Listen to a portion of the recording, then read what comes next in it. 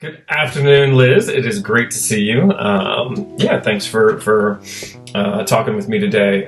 This week we've been talking about why people don't live downtown or why there isn't more housing options downtown, and I'm a big believer that has stemmed from the fact that it is not easy to do projects downtown, and that it's a lot to blame of kind of regulation and code and land use and sort of city ordinances. But we'll get into all that. But I would love for you to take the chance to introduce yourself. Sure. My name's Liz Argyle. I'm based out of Newark, Ohio, and I'm a property developer here and also a historic preservation consultant as well. And how did you end up being a property developer? Kind of by accident. Started out flipping houses years ago, and then bought a big building, a 3-story commercial building in a downtown district, and for one of my other businesses, and decided that I just fell in love with the upper floors that were vacant for years and years, and I saw the beauty behind it and just said, this is it. And then we fixed it up. So you and I've been fortunate enough to work together for years and get to know you, and you are certainly the exception. You owned a downtown business in Newark, correct? Yeah. And then when that sort of circumstances led you to purchase that, and so as you said, you kind of fell in to being a developer accidentally. Why do you think it is that you were sort of the exception and that doesn't happen more often anymore? A lot of times businesses are just renters of their buildings. We started out renting a few doors down, quickly outgrew the space, which is how we ended up purchasing a building. So I think that's a big part of it, is just most people are renters. And then if you do become a property owner, the cost is insanely high to renovate the upper floors and buildings. It's much less expensive to build a new home or a new commercial building somewhere else rather than fixing up an old building that has issues because it's over 100 years old. I guess that I find that a lot of communities that I work with really struggle. They have buildings that are sort of deteriorating, and they have this approach of like, well, we hope someone shows up. We're just they're not taking a very proactive approach. It's kind of a wait and see or hope approach to incurring investment. And that's not a very good approach. No. So, you had to take the path in Newark of simultaneously teaching yourself to become a developer, and the community simultaneously had to change how it approached real estate, correct? Yeah, a lot has changed in Newark where I first started out, from the time that I purchased the building to the time when we actually fixed it up. We purchased it when it was in a major slump for a lot of years, but we saw what it could become and just kind of held out that hope of what it could be. So it took a lot of patience for the city to get where it needed to be for us to be able to do what we needed. What were the roadblocks? Again, I always think if you were to come to a typical town and want to build a Rite Aid, that would be the easiest thing. Where the city is really accommodating and sure. They'd be like, yeah, please, gung-ho, give you whatever. Right. If it was a Rite Aid. Right, regulations are all in place. That would be a very, very easy project, correct? Yeah. But say you wanted to renovate a 3-story downtown commercial mixed-use building, what roadblocks do you run into? Why is that not just as easy?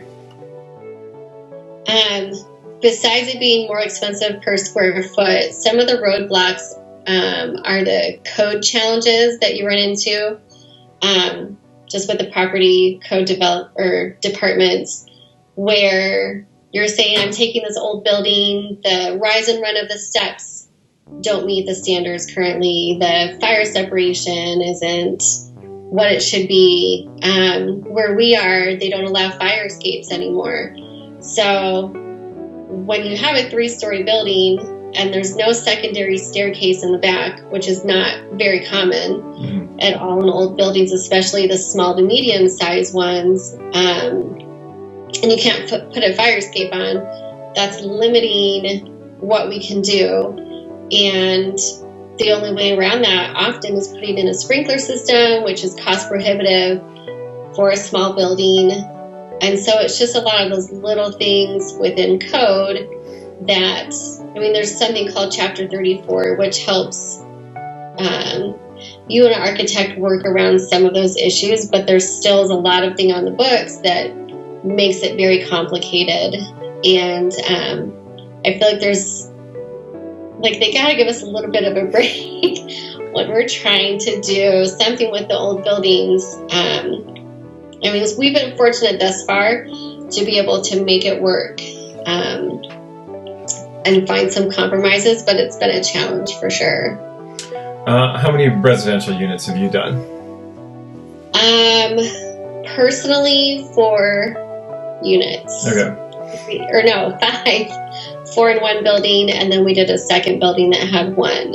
All right. And has there been any problem getting those spaces leased out?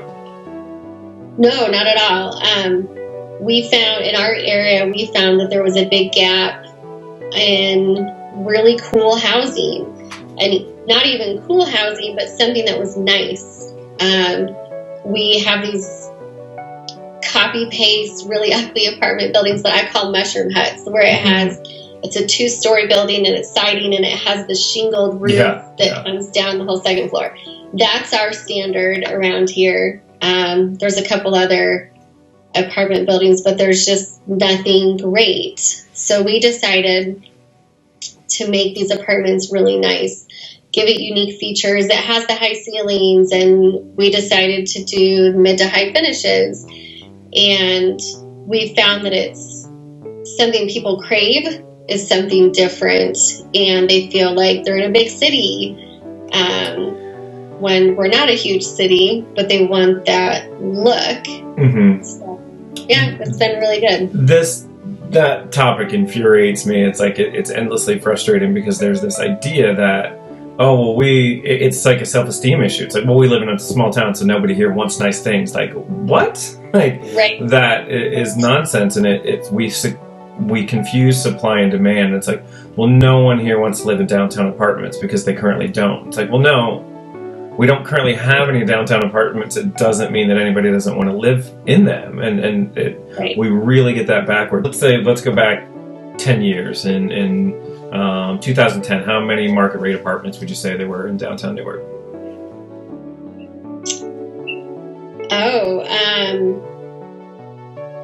3. Okay. No, maybe 5. All right. No. And how many are there today?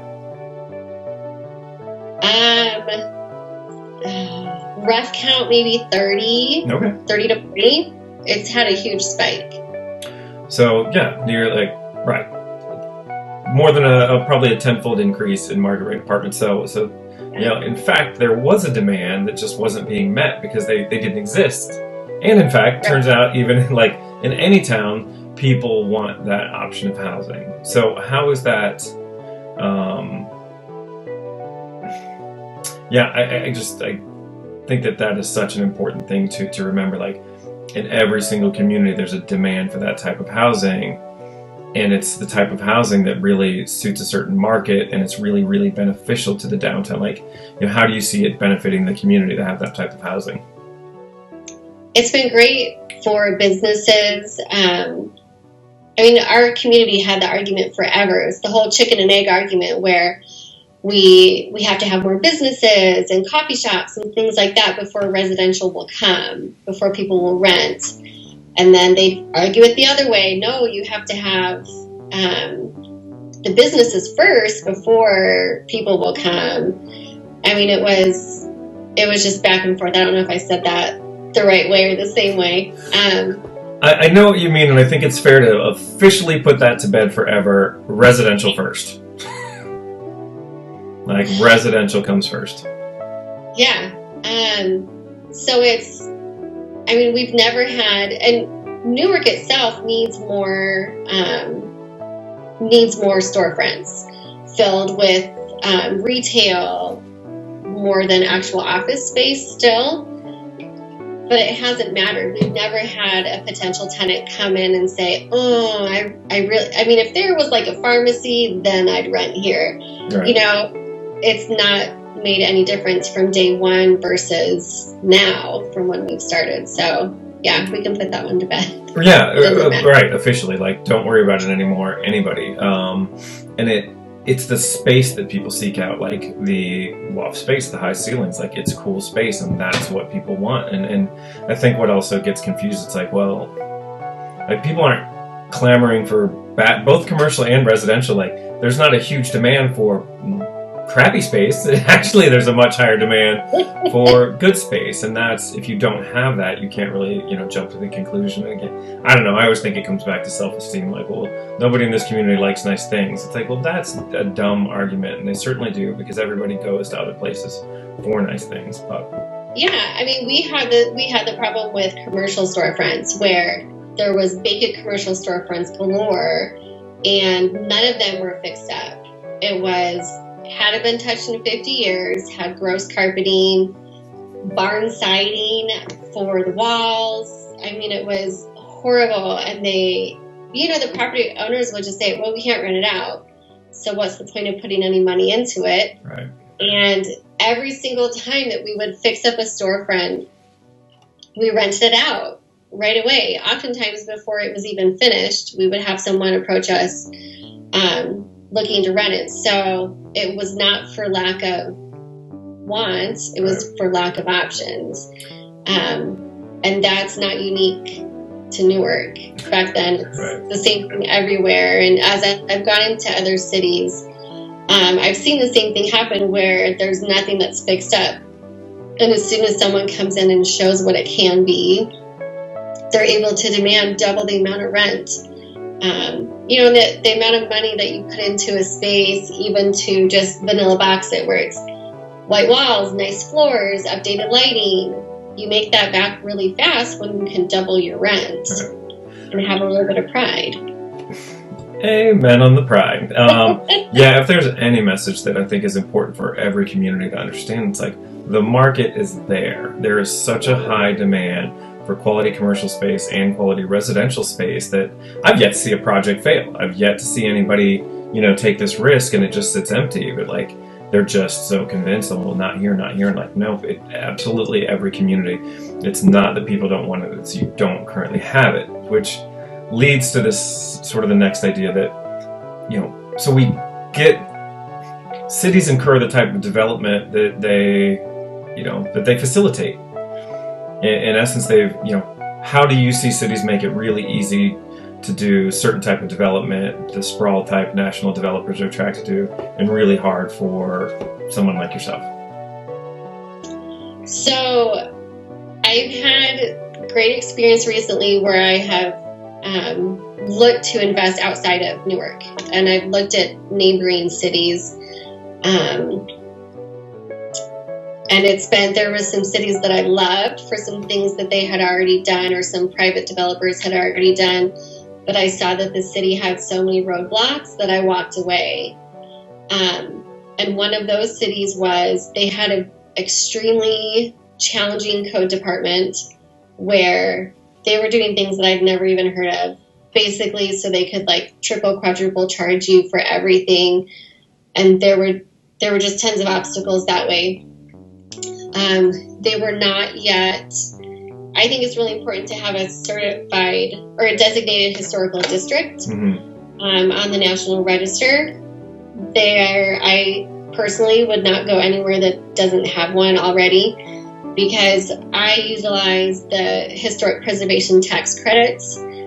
And to do a lot of these buildings, financially, there's no other way to do it without the tax credits. And so having that district already set up allows investors to walk in and not have to try to jump through hoops to get their individual properties listed, because it takes 8 months. And that's 8 months where you're sitting on a property. And I'm not willing to do that. And I don't know a lot of people that are. So having that already set up having property maintenance codes already on the books is huge, because you want, and not only on the books, but actual enforcement. A lot of cities have it on the books, but it's complaint driven only, which is completely ineffective. So you need to have active enforcement on that, because developers don't want to come in and say, okay, I'm going to buy this building and I'm going to pump $1 million into it, or $2 million, whatever it is, depending on the size of the project, and have no confidence that my neighbor on my left or right is going to be upheld to any standard. I think that this is a point that so many cities get wrong, and I want to shout it from the rooftops. Like, if you think that property codes and regulations and code enforcement is scaring off investors, you have it so backwards. It's the exact opposite. A developer is concerned with risk, and a lack of code and a lack of enforcement is the biggest risk ever. Yeah. And actually, the next city that I did end up buying a building in, they had those things. They had property maintenance code. They had an actual enforcer that was writing tickets often, that if they, didn't do this or that, or even just for vacancy, if the building was vacant, they were getting penalized for vacancy. And that, to me, made me a lot more comfortable that the city was on the right track, and that the city was willing to put themselves out there and protect the investment that I was going to make, so I wouldn't end up with a horrible neighbor that no one wants to live next to. Again, so critical to understand. Like, it's it really is, like, the market is there, the demand is there. It really comes back to cities. Like, it's up to the city of whether or not they will encourage and incur any investment. And if they're not willing to put the pieces in place, like, you have to create a climate that's hospitable, and a city will have 100% control of that. And if they take those steps, developers will show up. I mean, there's money to be made, but if they aren't willing to do that, it's sort of like, well, if you're not going to penalize anybody for their building falling down, you've made it pretty clear to the outside world, like, we don't care. That's what we want. Yeah. One of the other things was, I mentioned the vacant building ordinances. Having functioning land banks, I think, is very useful. One of the bad spirals I see often with cities is you'll have a building that will go up for sheriff sale, and then no one buys it at the first sheriff sale, and so it goes to a second or third, or it goes to an auditor sale, and you can buy a building for $1. And an investor, sometimes it's really helpful to get that building for $1, but if somebody buys it, which often happens, who has no means to fix it up, then you're just perpetuating the cycle that person is going to sit on that building, not fix it up, and let the ceiling collapse in, and then it's going to be up for auditor sale again, because when they can't pay their property taxes because they didn't have enough money to begin with, it's just a horrible cycle to get into. And I know a lot of cities don't have that under control.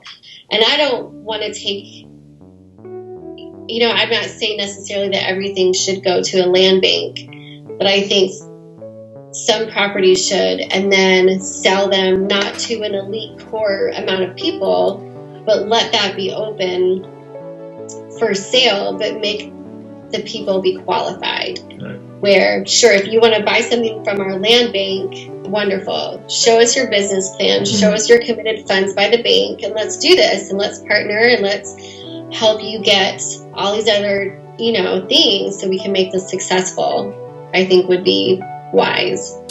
Yeah, I think that that's such a good point. I think that that's sort of overlooked, is like, these properties have to, again, it's kind of up to the city, it's up to the community to ensure that there's a chance for somebody to profit. And it's this weird thing. It's like, look, if Walmart or Rite Aid, like, we have no doubt what they're coming to do in our towns. Like, they're profiting. They're carting money back to their hometown, as fast as they can. But then there's this like, oh, well, we don't want some local developer to, make a bunch of money. Like, wait, what? Like the key to these projects is that somebody has to be able to make 10% or it's not worth doing. And that's up to the municipality to figure out. Right. Having one of the other tools that cities need to have are tax abatement districts. And it's one of my meetings recently with a city is they had to have a meeting with the school board to convince them, like the city already had it in place that they had a 50% abatement on improvements, but they had to go to the school board to request the other 50% so we could have 100% tax abatement. And in my opinion, that's expected. If I'm coming in and spending this much money, I expect a pretty high, if not 100% tax abatement on this. And it's not, you shouldn't be viewing it as lost money, because if you have a vacant building and the value of it's only $40,000 and you're collecting this much property tax in it, if you're going to not allow tax abatements, the property's never going to gain value over that. So over the next 10 years, you're going to be just at this amount. But if you have a tax abatement for 10 years, you're just going to delay your gains, but you're actually going to have a huge jump in value that then you'll get the taxes on later. And you just have to be able to see that delayed gain is better than no gain at all. And simultaneously, all the benefits the community is reaping during even the interim before that abatement goes away. You're getting construction jobs, you're getting all of these things, and then you're having residents live there. I mean, the sales tax off of storefronts that are functioning. There's all these other ripple effects of income into the city that are huge within that 10-year time frame of the abatement. There's such sort of backwards thinking. Again, it's really easy to build a subdivision. It's incredibly hard to sort of build downtown, and that's backwards. It should be very much the opposite, because one, it's not necessarily great for a community's bottom line, and the other is extremely beneficial to a community's bottom line, to a city's budget, but also to like the character of the community, people's sense of pride, their sense of self, that self-esteem issue. Kind of jumping over to sort of the finance side, that you said a couple times, well, it's extremely expensive, but that being said, like, there's ways to make it work, right? I mean, you didn't walk into this as a trust fund child that had infinite money. Like, you're a struggling small business owner, and yet I think I guess I want to hit on that, because like the path to revitalization, I'm a firm believer, like the only real way to get there is creating a couple local developers. Like, only when a handful of people start renovating and developing buildings will your community turn around. And so can you kind of touch on, like, you didn't walk into this rich, yet you were still able to make this work, even though, it was more costly to do these types of projects? Yes, just to emphasize, I am not a trust fund baby. We walked into this extremely not well off, barely just not poor. And my husband and I actually joke all the time that we're like, surely the bank is going to say no to this, right? I was like, wait a minute, they keep saying yes, because I'm honestly just started out as an average Joe, and I still am just an average Joe small business owner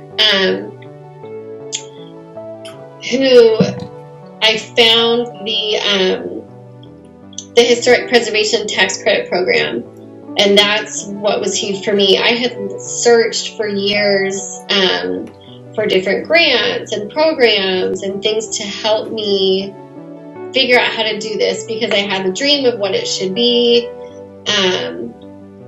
with Everfloors, but I had no way to do it.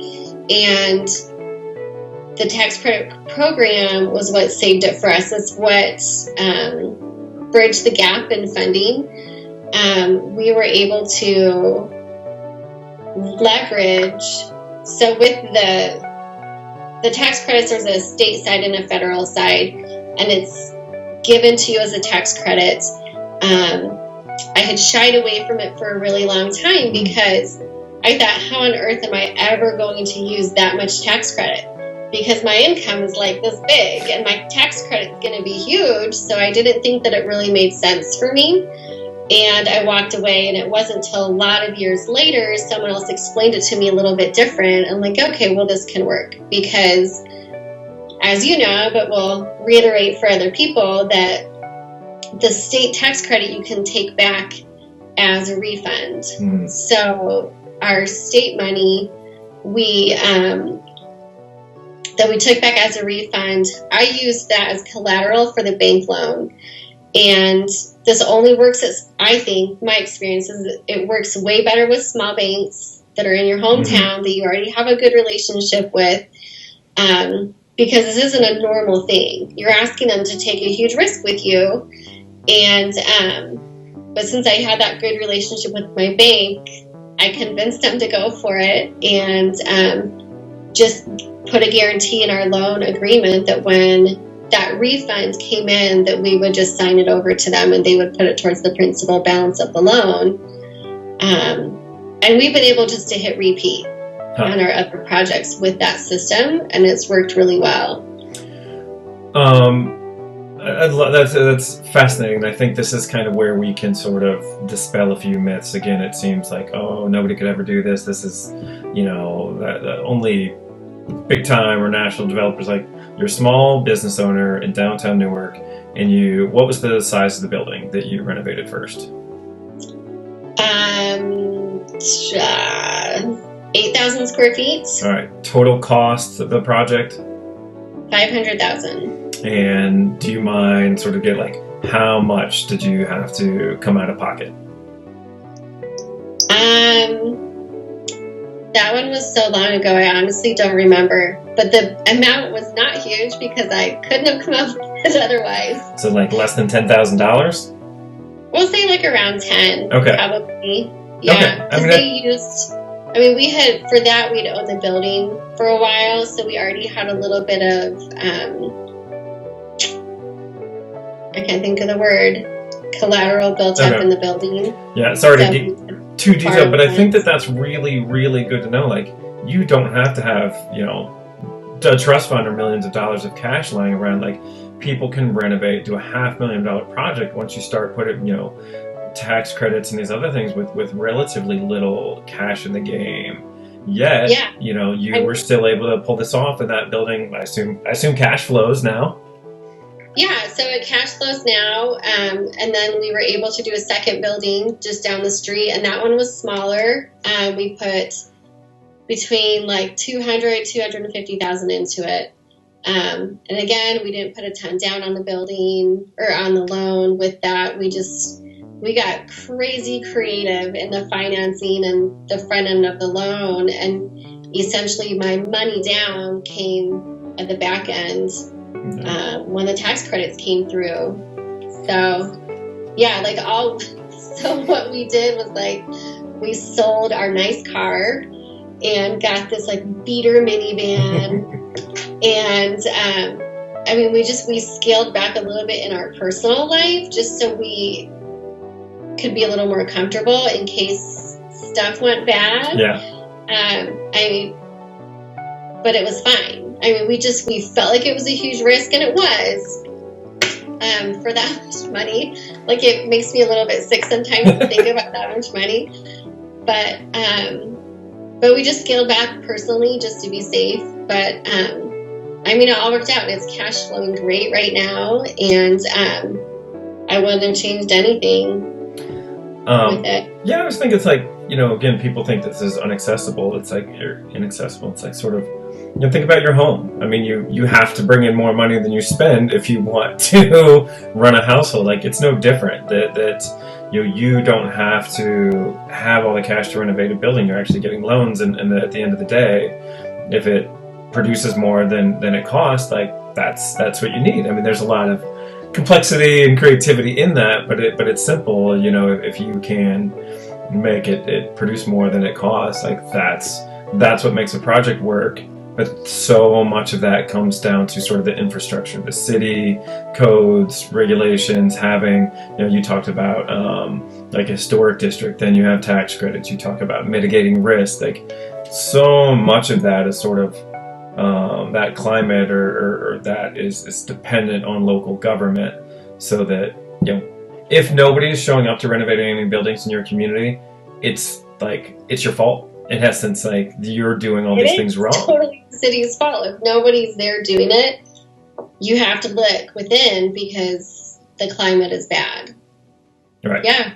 Yeah, the market's there. Your roadblocks are what's stopping it, not like, because like who wouldn't? There's 10 people in every community right now that would love to be small developers, Yeah, and I think that having the right climate is the start, and then going out and having accessible meetings for people and turning small business owners that own their building, because really that's how they got me. That's how Newark hooked me. Even though I had, I'd owned the building for a while and I had this dream of what I wanted to do, and I had heard about this, the tax credit program long ago, and I decided it wasn't for me. I couldn't do it. It wasn't until they have a great public-private partnership in Newark, and the city's really great to work with, and in that respect. But they had this just open information meeting that said, hey, this is some new programs that we heard about, and this is how it works. And so there was a little bit of hand-holding at the beginning of just, like feeding information of like, this is what's out there. Let's see what might work for you. And that went a long way to get the ball rolling for me, to realize that, oh yeah, this is accessible for me. And I can make this work. And the programs itself are, if you just look at the paperwork, it's a little bit daunting, and everybody talks about, oh, you have to hire these big firms and, for the plans and the everything. But I didn't have money for that, like we talked about. So I just learned how to do the paperwork myself, and it took a while. And it seemed huge in the moment, but it was doable, and I was able to learn it on my own. And so I saved a lot of money that way. Yeah, I think there's a whole industry propped up around making it seem like unless you can't do any of these things on your own, to scare people off. But like a successful city has to have local developers. They have to. I recall Newark's transformed in that over that period of time in those 10 years, and I think so much so because of cultivating local developers. What did the city do to make it accessible?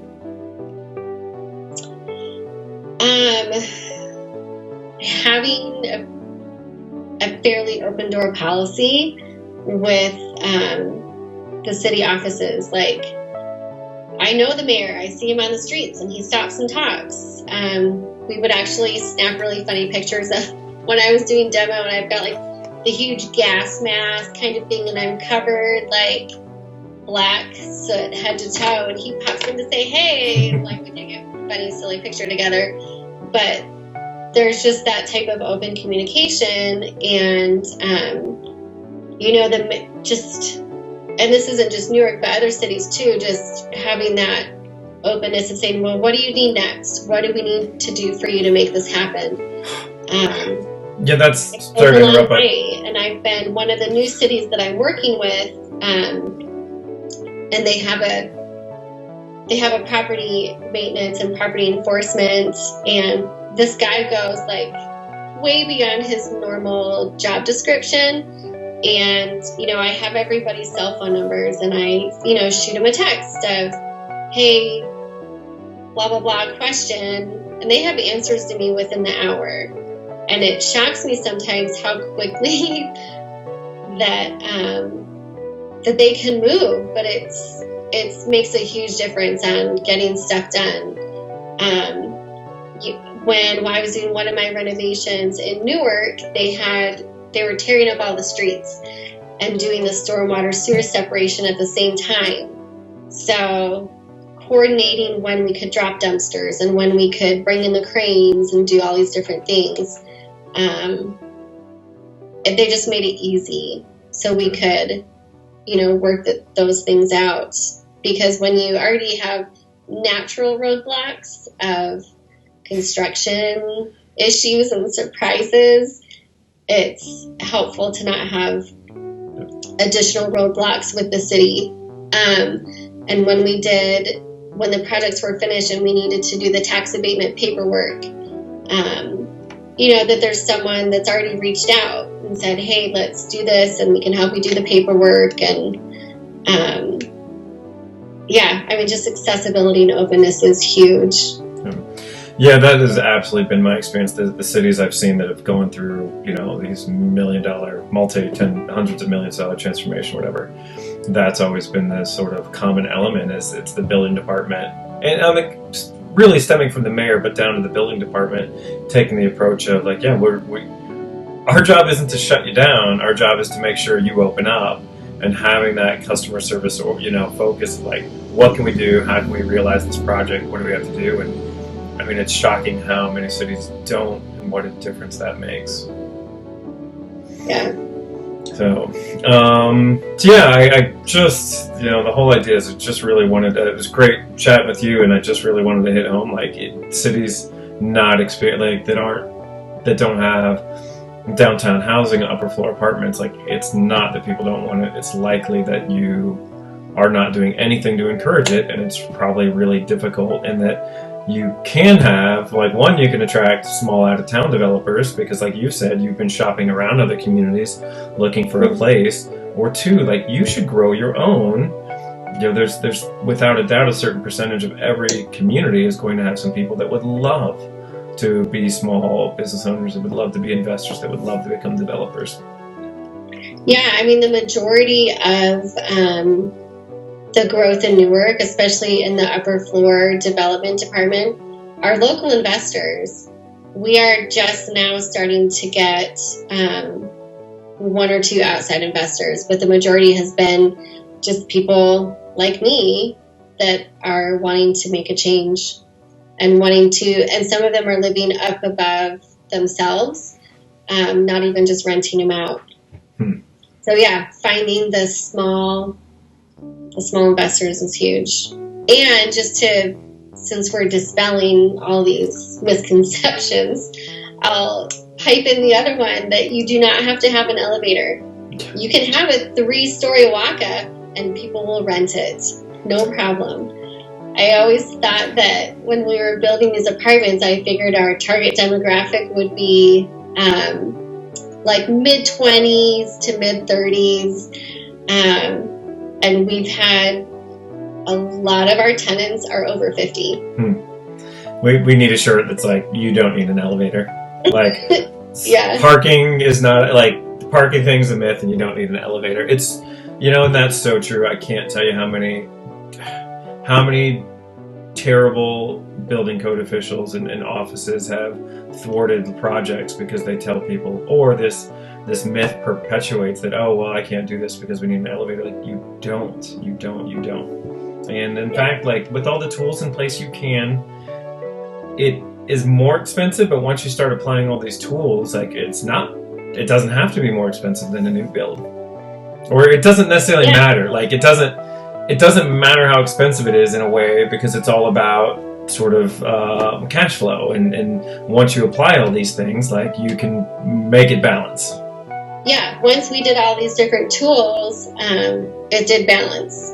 Like, that gap was filled between new build and fixing old.